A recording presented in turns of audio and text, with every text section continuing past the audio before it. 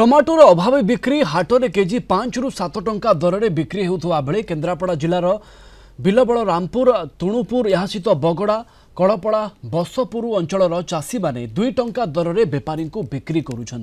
धार खरच कर टमाटो चाष कर चाषी मैंने एवं मुंडरे हाथ दे बसी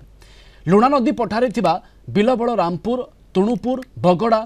कलपड़ा ठारू बसपुर पोल पर्यंत बहु जमी होईची टमाटो चाष जिले में शीतल भंडार नथिबारु चाषी क्षति सहिबाकू बाध्य होउची रखु कि मांदा समय बाहर कर बिक्री टिक्री करते कौन दी पैसा पाइले लाभ हम से सुविधा ना सरकार तो सेमती आम ये केन्द्रापड़ा जिला भितर बोधे कौन जगार ना शीतल भंडार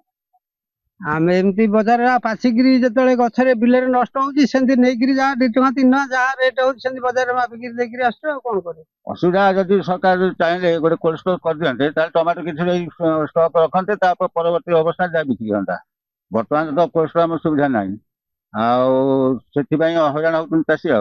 चाषी प्रति सरकार दृष्टि दौना कौन दाबी कर कोल्ड स्टोर सुविधा है फसल आज बिक्री ना काली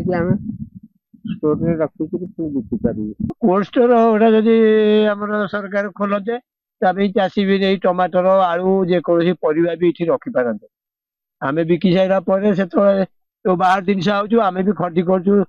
टमाटर भी केत 100 हो 50 कौन हो आलू भी 50 60 भी आम खटी कर